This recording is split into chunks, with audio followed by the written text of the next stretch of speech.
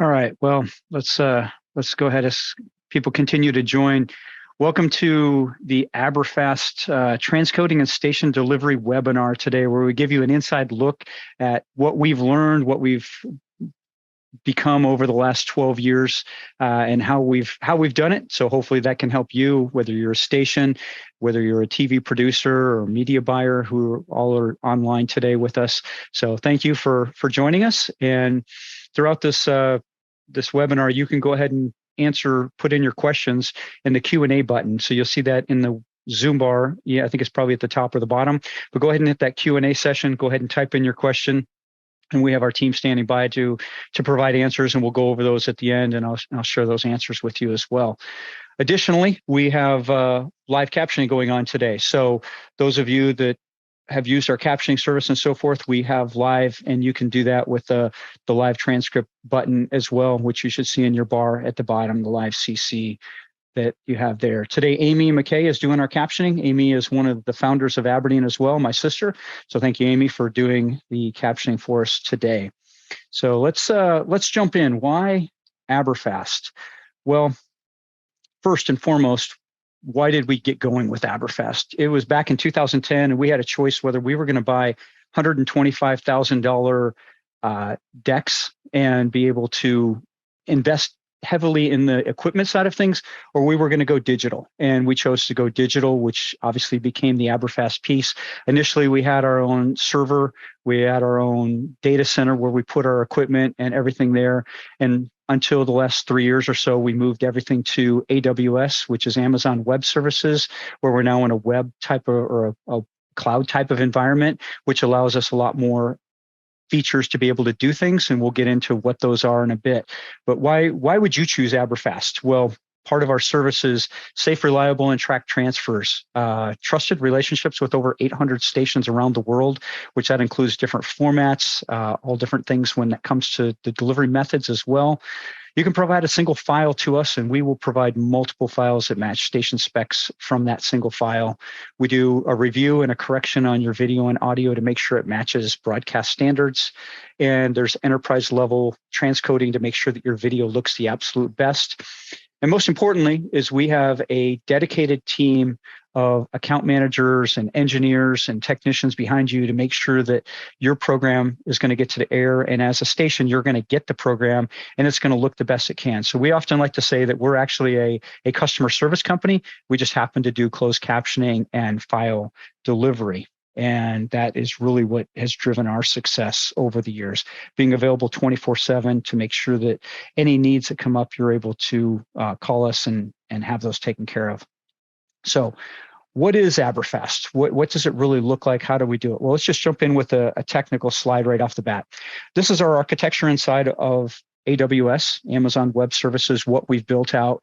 So back in the day, again, remember I talked about that we had our own servers, you had pieces of equipment, you had big file storage servers. So we had 500 terabytes, 2 or 3 devices connected together, and had to deal with all that. Today, inside of AWS, it's literally a click of a button and you're able to expand storage, you're able to add servers.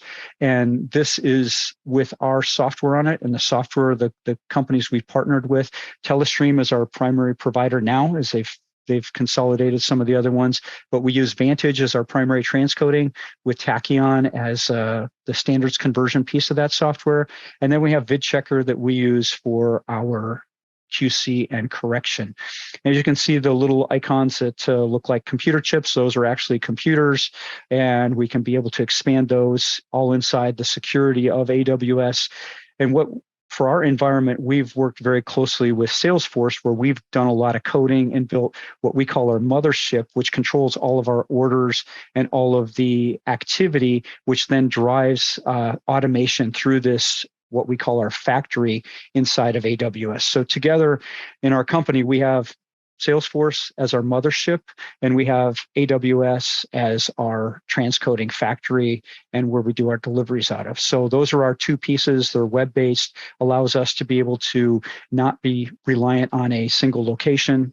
Something happens, our team members can work from anywhere in the world to be able to continue to provide this service. And if something happens with AWS, we're able to move it to different regions. So it allows a lot of flexibility, and it allows a lot of security as well as confidence to make sure that we're not going to have a machine go down that's going to take down our system. So what does that mean? What is it? What really happens? Well, a very high level view of the process. Basically, the client uploads a single file to us. The video and audio is reviewed and corrected. The captioning work is done by our team, any language work. Video is then transcoded to the specific station specifications with captions added, and then the files are QC'd and they're delivered to the station. So pretty simple when you think of it in that terms, but we're going to get into what really that means and how does it work. We delivered about 61,000 files last year. We're on pace to do around 65,000 files this year. Those are long form files, typically anywhere from 30 minutes to 2 or 3 hours when we're talking about movies and so forth. So we've been doing this for 12 years and have learned a lot over those 12 years and try to apply that every day to make our whole process better and better and better.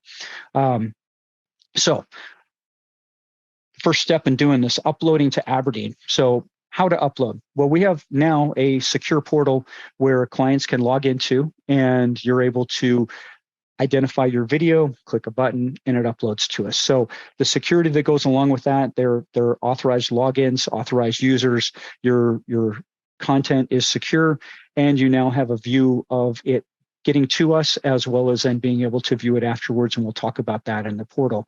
But this will become your hub for where you will be able to view the process and view the orders.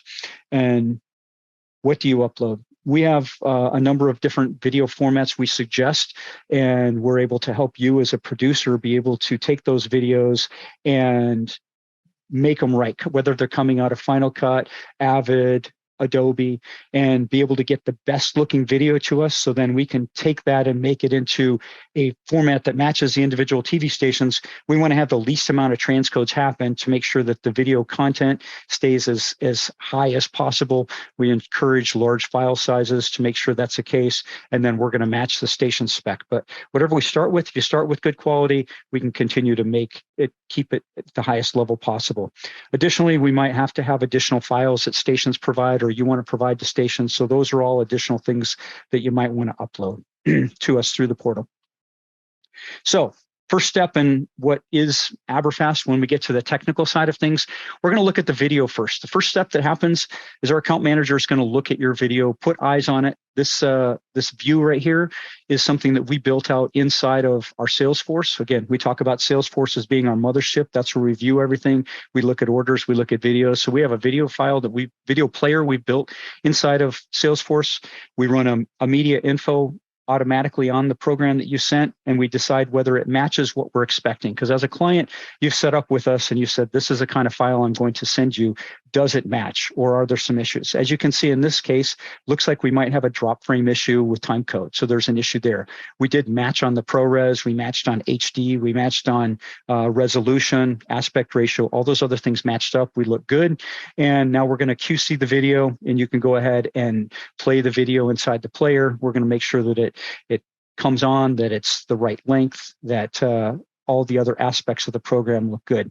So once you do eyes on, then we start the process where it will actually go through a technical review. And that's where VidChecker, our software, comes in inside of AWS. It's going to run through VidChecker, and it's going to do the necessary corrections on the video to make it broadcast ready. If there needs to be any. If there doesn't need to be any, it's not. It's going to come back and say, hey, fantastic job, editor. You did everything absolutely correct. And we're going to move it to the next stage of creating the formats going to the TV stations. But we do all this to prevent rejections to the TV stations. We want to make sure that we don't have a file be rejected at a TV station because of a technical issue, and that would cost time, money, everything else. That would be a bad thing. But as far as the video issues, here's a quick snapshot of what VidChecker presents to our team. And you can see in this case, we've actually done some corrections. We've corrected some black levels. We corrected some luma and some chroma issues. at specific time codes for maybe only a few frames, as you can see here on this little snapshot.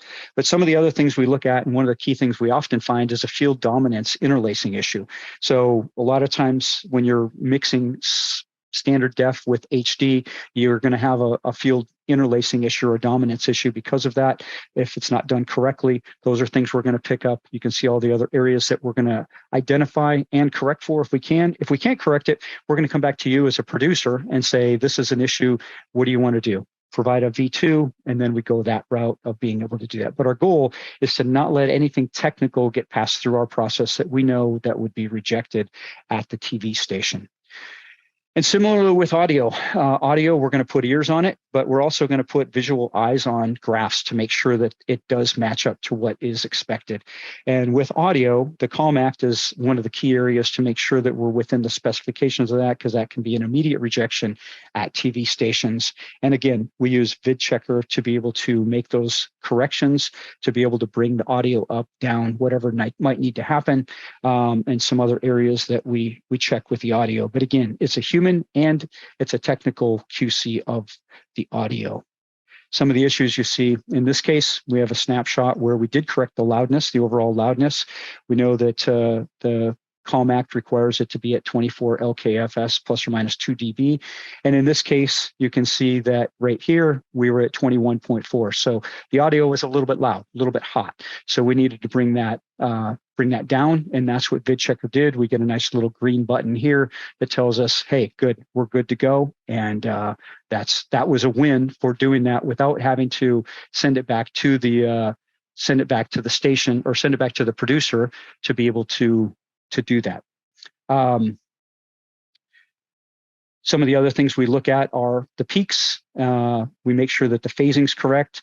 One of the other areas when we look at the human interaction, we're going to look at the AV sync, because if you're not in sync, that can be a rejection as well. And that's going to be caught with a number of the eyes on and ears on that our team does throughout the entire process. So that is how we take care of the audio and video. VidChecker is our primary source for doing that. Station setup. So once you get us a video, we got to be able to get it to the TV station. So what does that look like? That is a process all in itself where we initially will work with the station engineers to first define what their specification is. Our goal is to always match the specification that they go to their play server with.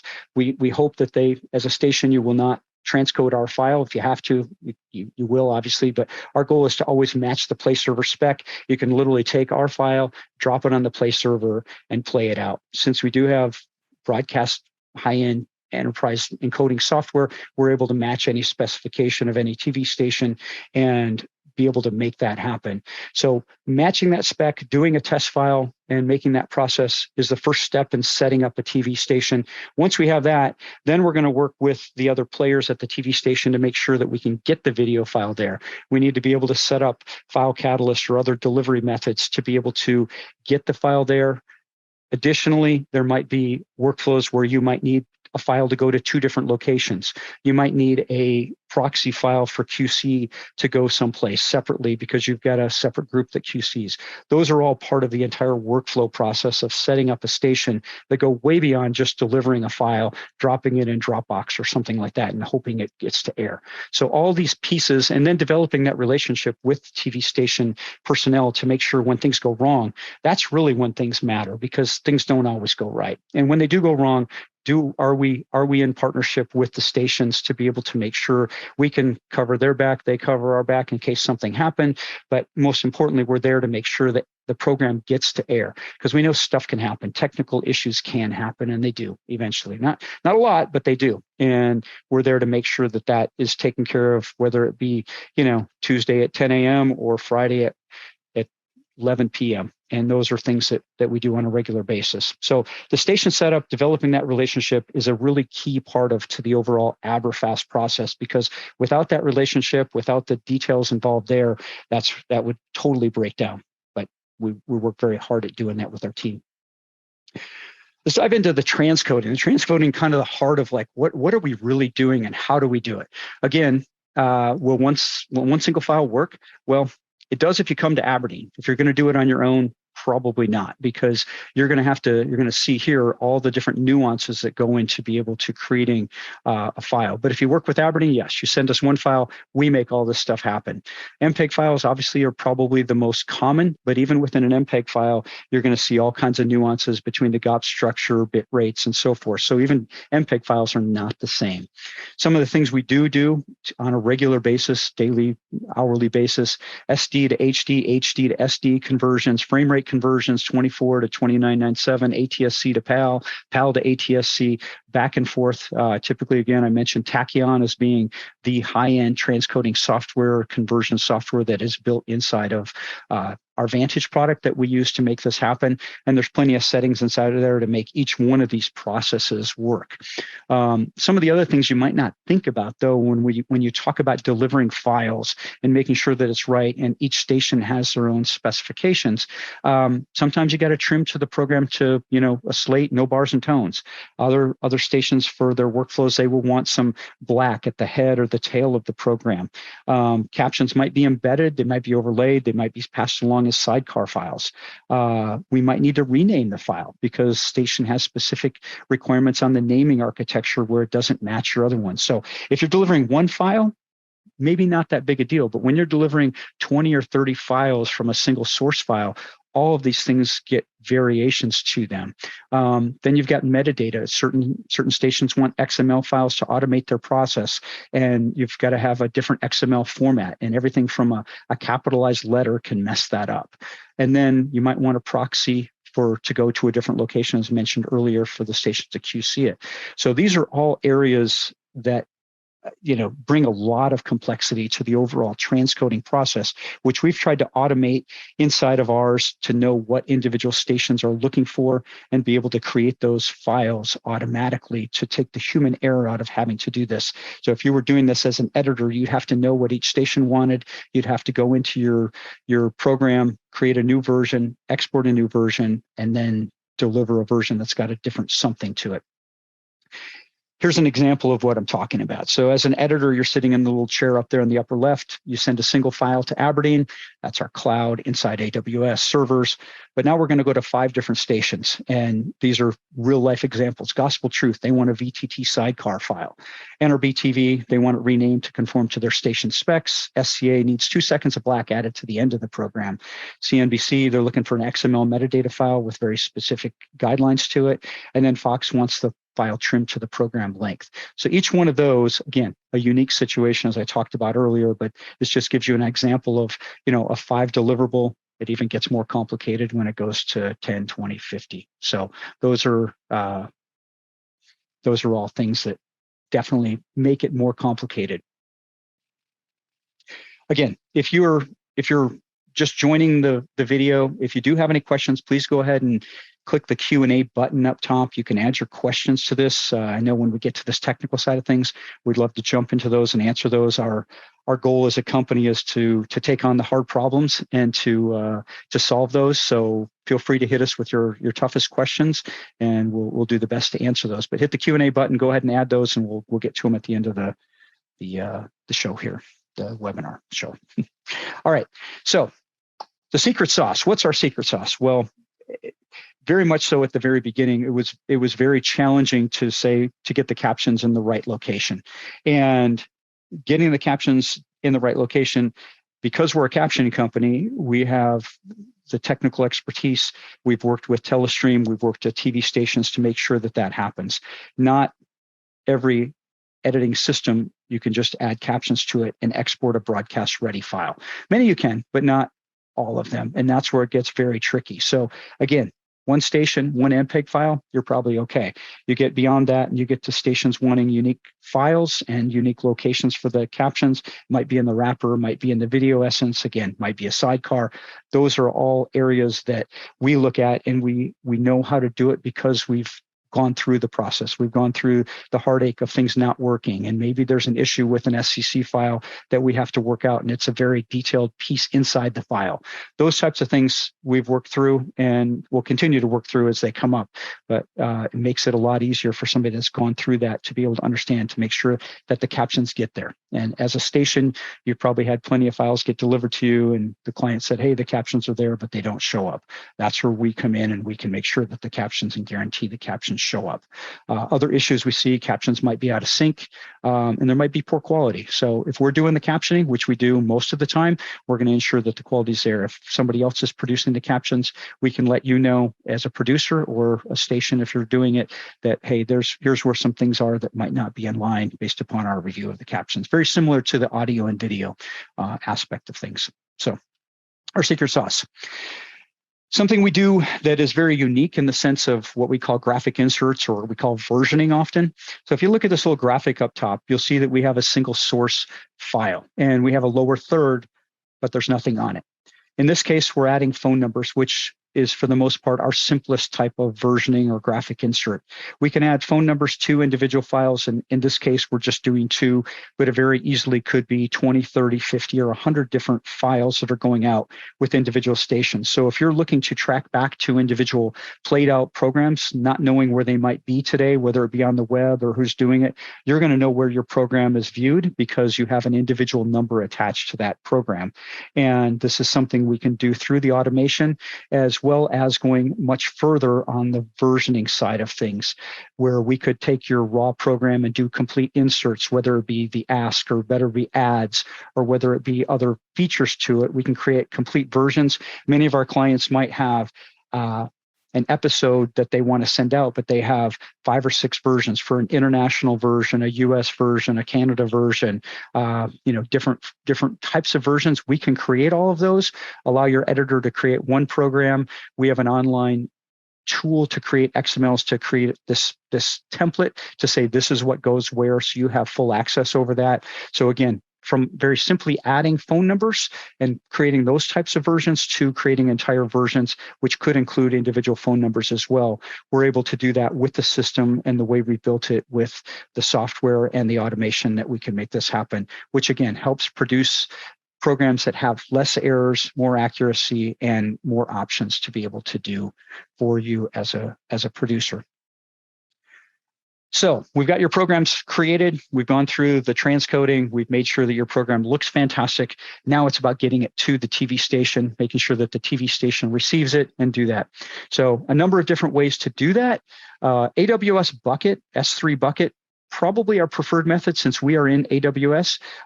Again, those of you that are using AWS as your source, very easy for us just to move a file over to an S3 bucket. We can also do this with Azure or other web platforms to do that as well. Where we deliver most of our files, though, is through File Catalyst. Probably 85% of our files are delivered through our File Catalyst application, which resides on a server at your location and can point to any location files can be delivered. It ensures that the video is delivered bit for bit and that we get a confirmation that the video is complete, which then comes back to our system to let us know that the order is complete and for both you and the producer that the file has been delivered. Other options, though, that we can do when necessary, secure links that can get emailed, they can get downloaded. We can use Aspera, Signiant, FTP, SFTP, remote servers, and we can even manually go to a web application and upload the videos for you. So all of those are options and things that we do on a daily basis. But the file is there with notifications, and that's kind of the key thing for you and for us to make sure that it does get there. Let's take a look at our newest features. We have both a station portal and a client portal. We're going to first look at the station portal. What this allows as a station receiving files from us is to be able to see a list of the files, when they've been delivered, who the producer was, what the episode name is. We even have a player. This is all web app based. It's all behind logins, so it's all secure as well. This is built for individual stations as well as hubs where you can delegate rights or abilities to be able to see which programs. Whereas if you're a station within a hub, you're only going to be able to see your individual files. If you're part of the hub, you're going to get to see all the files that came to your hub. But This little player here, as it pops through this little video, is allowing you to QC the video right here in our web app. And you just click on the video and boom, you're able to play it, scroll through it, scan through it. There's some other features and other abilities that we built into it too to show you graphic safe and so forth. So those are some features that our portal gives you. You also have the ability to download the video. So let's say it is 1 o'clock in the morning and you're airing in the next morning and something happened to the video, corrupt, got deleted. You're able to download the video right here from our portal and be able to take it, put it on your Play server and go with it, along with the QC proxy if you want as well. But both are features that allow you to do that. You also have our 24/7 support. You can call our team. We'll answer the phone middle of the night and help make things happen as necessary. But the portal's been there to bring more, availability and self-serve to those that want it. And from a client portal standpoint, we talked about this at first. This is where you're going to come to be able to upload your videos to us. Once you upload them, orders are created. You're able to track your orders. Inside of each order, you're going to also then be able to track each deliverable. And you're going to be able to click on that deliverable to see when it was delivered. You can see the status of it, if it's confirmed, if it's preparing. And this gives you full insight into the process that we do and the orders and where they're delivered. So if for confirmation purposes, you have times and timestamps. So that can be confirmation back between stations and the producers to make sure files got there. And again, stations can download them as well. Additionally, we have a files tab. So as a producer, you might be getting caption files back or other files back directly. You can log in and click the files tab and download the files directly from our portal. And finally, you're able to use the portal for your accounting purposes where invoices will be and able to look at and work through the whole invoicing and accounting side for you as a client. So that wraps up the client portal. Love to be able to take your questions and answers, and we'll be able to provide the answers to you. Hopefully you've found this educational and a little bit of what we've gone through as a company in the 12 years of trying to put together a service that can provide file delivery in an accountable way and making sure that you can go to bed at night and make sure that your file is going to get there to air. One of the questions we have here, what's a typical delivery time from the time we provide file specs that can be delivered? Are there options to expedite the file? Absolutely. I would say from a typical delivery time, if we're going to do the closed captioning, we're going to meet your guideline, your timeline, first of all. But typically, it's usually within a couple days, 2 to 3 days is where we do it. If we want to expedite it, we've got some scenarios where we have clients that upload to us in the middle of the night, and sometimes they're big files. We've had an example from Australia where we had a 70 gig file that we had uploaded to us. We had to manipulate that 70 gig file, do closed captioning on it, and deliver it within a few hours. And because of the automation that we have between Salesforce and our AWS platform, we're able to have that file delivered to a captioner, and a captioner is doing it remotely, able to provide the caption file back into our system. Our system takes the caption file, marries it with the video file, produces the end file that the TV station needs, and that huge file then is delivered. I think it was a 90-minute program, which is why it was so huge, delivered to the station on time, and it happened to be on a Sunday morning of all things. So again, those are areas where we're all about providing solutions and making things happen to meet your timelines. So I would encourage you, if you have some challenging situations or tight timelines, give us a call, talk to our team members, and we'll help provide a solution that works for it. Are we still doing any physical media deliveries? No.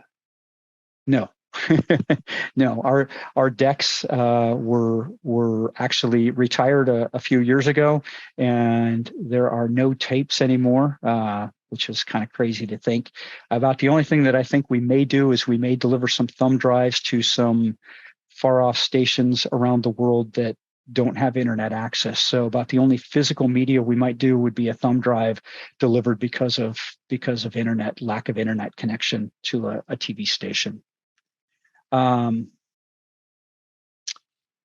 What other questions do we have? If we produce caption files to be sent sidecars with the video file, can Aberdeen do the final check to make sure the CC is compliant and also reformat for networks? Absolutely. And we do that in many cases where you may have got an initial caption file done. Maybe it's an old caption file, maybe it's a new caption file, but you want reassurance. We can absolutely do that. We can do an edit. Many times with our clients that do go to multiple locations, we'll have to do an edit on a caption file for something where there's a version change. Maybe there's a different ask. Maybe there's something else, a 30-second spot that's different. So we would then do a quick caption edit and be able to create a new file that would go with that new version, or in this case, do a QC just to make sure that the caption files are good and compliant, to make sure that you're not going to get rejected because of closed captioning. What programs do you use to make the audio video corrections? Again, the piece that makes the audio and video corrections is called VidChecker. It's actually by Telestream, and that is the QC software that we use. Another popular one is Baton. We've chosen to use VidChecker. It's been a piece of our process since the very beginning back in 2010, and it's worked exceptionally well. We have all kinds of control over making corrections. If particular TV stations have particular nuances, we can even do that, but we typically look at a general broadcast standard, FCC standard, to make sure that we're within the callback for an audio, or within the broadcast standards for the video, for the Luma Gamma black levels, to make sure that we're matching those. But VidChecker is a software. It's by Telestream, and it's been a core piece of our business for all 12 years we've been doing it. We have a library of content from the 80s and 90s in standard def, and would love to upconvert it for our streaming channel. Does the content we send you have to go to a station, or can you upconvert and send it back to our team? Absolutely. So our stations are not the only place where we send programs. Clearly, if you're a client, whether you are a TV station and a client, or whether you're a producer and you want video files back, we can do that 100%. And we are seeing that more and more, people that are taking old standard def content, you want to be able to repurpose it. So you would work with our team to decide how you want it to look, how your sidebars might look, what the look and feel of the video. We'd go through the standards. We do some testing to make sure that it's going to be to your liking, make sure that it's the highest level possible. The upconvert looks great. And then we can run all your video files through that and provide files back to you 100%. Are stations wanting 4K deliverables at all? No, we have not seen any stations asking for 4K. I think the only 4K that I've seen is maybe something on the web, where websites have asked for that. But even in that case, most of the content, or nearly all the content we get, is an HD standard. So we haven't really done anything with 4K. Even though we have the capability to do it, we haven't done really anything with 4K. It's the last question we have in our queue. If anybody has any other questions, be glad to take them. Be glad to answer any questions offline if you want. We're available. I'm available if you want to give me a call. You want to give our team a call. We'd love to help out where we can. I mean, that's part of our company's motto, is to be solution driven. You know, team players and solution driven and accountable are our three values that our company lives by. And we love a challenge. So please do give us a call, and we'd be glad to try to track down a problem for you, create a solution, and help you out. But thank you again for joining us today. Been great spending time with you. Thanks for the questions. And again, thanks for being here. The recording will actually be posted, so we'll have a view of this afterwards as well. So those of you that might want to come back and watch this, or check anything out, or share it, we'll be posting this on our website as well. Thanks again.